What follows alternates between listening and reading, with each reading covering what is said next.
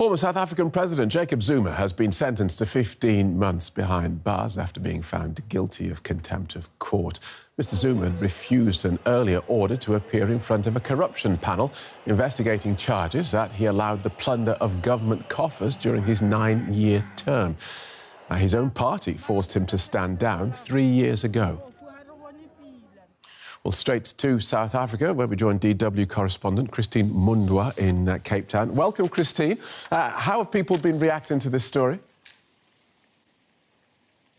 Phil, I wouldn't be lying if I told you that there are people in this country celebrating today. This is being seen as a historic day. President Zuma used to be called the Teflon president because he has evaded justice on so many occasions, according to some people. He's finally met his day. 15 months jail sentence. A lot of people cannot believe that this is actually happening. I was looking at some Twitter reactions, people asking people to confirm, is this for real? Is this really happening? Of course, those would be the people who are not President Jacob Zuma supporters. Those who are see this as a very, very dark and a bleak day. The prospect of the man that they love so much going to spend the next few months in jail. So. Right.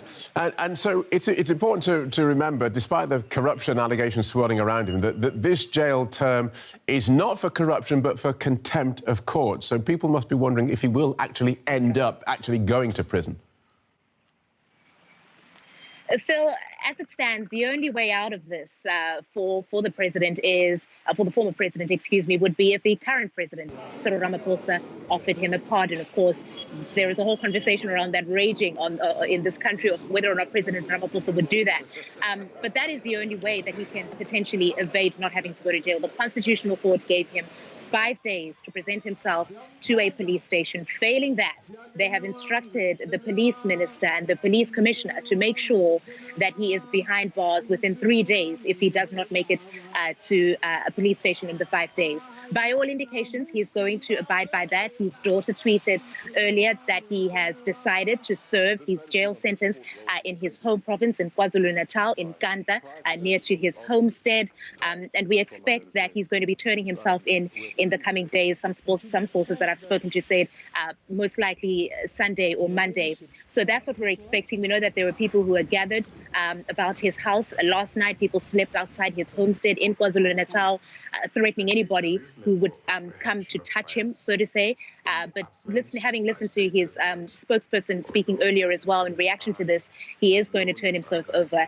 It does look like that day that many people thought would never come, President Jacob Zuma going to prison, really has come, Phil. Sounds like it would be hard to understate the significance of this court decision. Yeah. Phil, people have called this a historic day. And let me just give you the context to that. This country has had many corruption scandals. It's almost on a daily basis you read about somebody in some office being involved in some tender corruption or something, in a country where people are really suffering, and any cent that goes to waste really costs lives, in this pandemic, for example.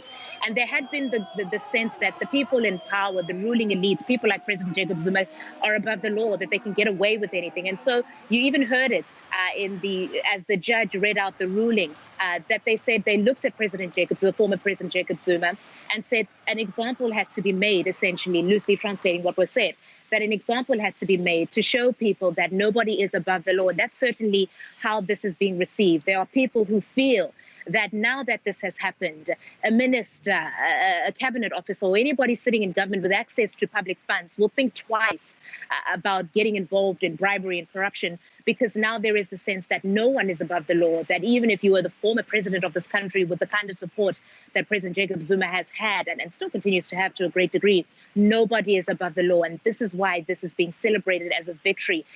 Little less for some people to do with President Jacob Zuma himself, but just that the rule of law has prevailed. That is what people are celebrating across the board in this country today.